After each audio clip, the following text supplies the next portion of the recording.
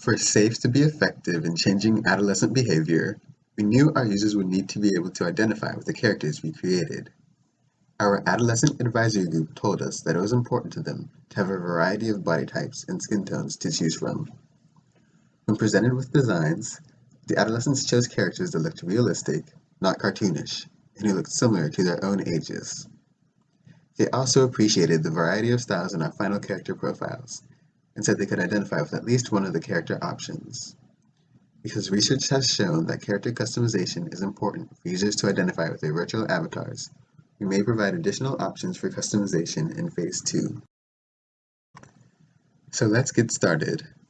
First, you will decide on a name, enter your age, and choose a character by pressing the arrow keys to flip through the available options. You can go forward a page or back a page in the instructions by swiping your finger on the touchscreen. SAFE is a dating simulation game. The goal of the game is to visit different locations, meet people, have conversations, and go on dates by engaging in different activities. These activities include a range of things such as getting food, dancing, making out, taking drugs, and having sex. Your chances of having good conversations with someone and going on a date depend on 3 things: your attractiveness score, your speech score, and your relationship status with a particular character. When you first start playing SAFE, you will get a particular starting score for both attractiveness and speech. You can increase these scores by playing mini-games, which come up anytime you decide to do an activity. We'll talk more about what the mini-games are in just a few minutes. Your relationship status with a particular character starts at 0, but increases anytime you talk to them. As your relationship points with a person go up, your chances of being rejected by them go down. Another important thing to look at is your health meters. These are located at the top of your screen. There are 4 meters: energy, hunger, sexual health, and intoxication. Your energy meter is represented by a battery. Your energy decreases over time and can be replenished by going home and going to sleep. When your character has a lot of energy, the battery symbol is green and the bar is close to the top. As your energy gets lower, the symbol turns yellow, and then red when your energy is dangerously low. You may not be able to talk to people or go on dates until your energy is full again. Your character's hunger is represented by a series of green bars. The more bars there are, the hungrier your character is. If your hunger is too high, you may not be able to go on dates. You can decrease your hunger by eating food at home or at the cafeteria with friends. Your sexual health is represented by a green, wedge-shaped symbol that looks a bit like the Wi-Fi symbol on your phone. When the green bars are full, you are at maximum sexual health. Your sexual health can decrease if you contract an STI, but can increase again if you get treated for that STI. Some STIs, such as chlamydia, syphilis, gonorrhea, and trichomonas, can be completely cured after a clinic visit, while others, such as HIV, herpes, and hepatitis, must be treated daily. If you do not visit the clinic to treat or cure these STIs, your sexual health will continue to decrease, and your character will eventually die. If this happens, you will be unable to do any game activities. You have a chance of contracting an STI each time your character engages in a sexual activity without protection.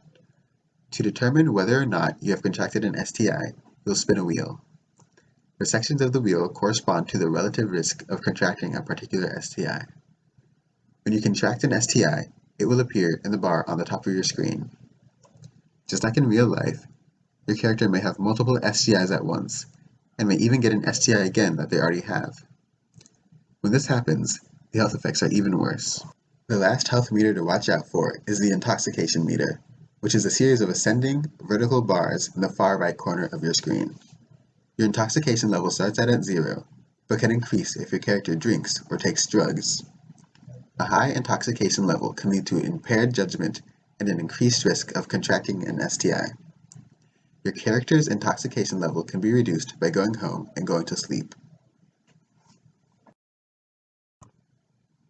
Now that we understand how to take care of our characters, let's take a look at what places your character can explore in SAFE. Your character can visit several locations in their neighborhood, which you can see at a bird's eye view on the main screen. Locations your character can visit are outlined in white. These include the park, the cafeteria, a dance club, a gym, a clinic, and home. At each location, your character can interact with people or do things to restore his or her health meters. Let's take a look at each of the different locations. When you click on the gym location, you'll see a couple of options appear. You can either invite a friend or find someone to talk to. There is also a poster on the back wall that has a flashing blue outline. If you click on this poster, you will see a short, helpful STI factoid. Anytime you see an object with a flashing outline, you may click on it to see this sort of STI information. Let's click on Invite a Friend. Friends are simply other characters that you have interacted with before. If this is your first time playing safe, you may be alerted that, currently, you do not have any friends. This is not a problem. Just click on Find Someone to Talk to instead. Then select a character to begin talking with. If the conversation goes well, you may have the option to ask your new friend to work out with you. Other locations have different options for activities. If your friend accepts, you will play a minigame. If your friend declines, you will be directed back to the main screen. Again, your chances of rejection are decreased the higher your relationship score with a particular person is, and the greater your own speech and attractiveness scores are. If your attractiveness and speech scores are high enough, other characters may initiate conversations with you and ask you to do things. You will then decide to say yes or no to their suggestions. To move to the next stage of a conversation, you can swipe the bottom right of your screen. Sometimes, particular activities have additional benefits. For example, working out in the gym increases your attractiveness score. If you complete an activity, you will be returned to the game map automatically, but you can also return there by clicking the back arrow at the top left of your screen. The dance club is another place to meet people, and it provides a lot more possible activities than the gym. In the club, you can ask people to drink alcohol, dance, go get freaky in the bathroom, a euphemism for sex, make out, or take drugs.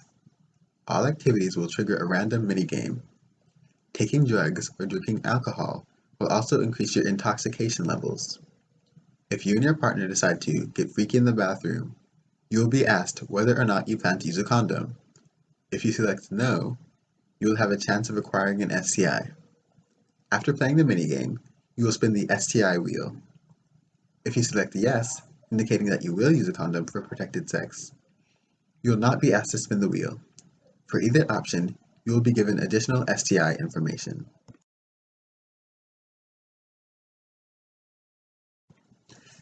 Like the dance club, the park has a variety of activities to choose from after you initiate a conversation. These include take drugs, have sex in the bushes, make out, go for a walk, drink alcohol, and dance. Again, different activities come with different risks. Your home has two different locations within it. A living room, which is pretty similar to the other locations we've seen so far. You can invite a friend there or find someone to talk to. There's also a magazine you can click on to see useful STI information. If you start a conversation with someone, you will be able to ask them to have sex, watch a movie, drink alcohol, or eat food. The second location in the home is the bedroom. In the bedroom, you can eat food, which turns your character's hunger back to 0. You can go to sleep, which restores your character's energy, and you can study, which increases your character's speech score. Like in many other locations, there's an object you can click on to see additional STI information.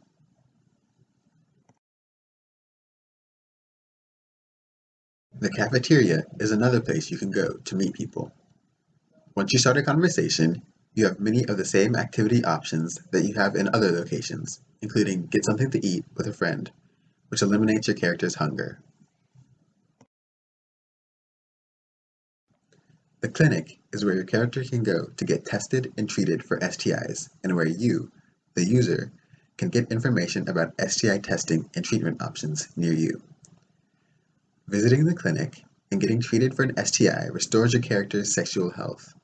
Again, there are some STIs that you can cure completely at the clinic, and others where you will have to return daily for treatment.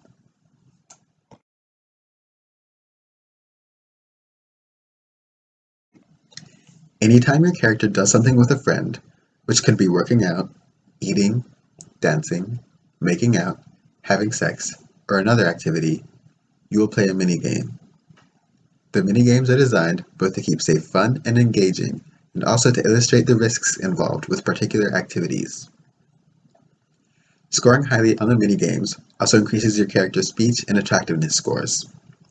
There are currently 4 different minigames that you can play after starting an activity: STI Man Says, Asteroid Shooter, Fruit STI, and Condom Run. Let's take a look at how to play each one. STI Man Says is probably the most straightforward of the minigames. To play, you will watch a pattern of light and sound emitted by different STI-themed buttons. When the pattern finishes, press the buttons to repeat the pattern. Each time you get it right, another step will be added to the pattern. You will earn points for every pattern repeated correctly. If you press the wrong button, or wait too long to repeat the pattern, you will lose a life. You have 4 lives in total. Asteroid Shooter is a play on Asteroid Shooter, only instead of shooting asteroids, you are zapping diseases. To play, just use your finger on the touchscreen to aim the gun in different directions to shoot the STIs before they reach you. Of course, they move pretty fast, so that's easier said than done. The goal of the Fruit STI game is to move your player around the screen with your finger to catch the pink, healthy fruits while avoiding the spotted, diseased ones. Collecting pink fruits gets you points, while accidentally collecting spotted fruits makes your player diseased as well, and eventually ends the game. You can also collect a blue shield to be temporarily shielded from the bad fruits, and you can collect the Red Cross token to gain energy and be healed from the diseased fruits.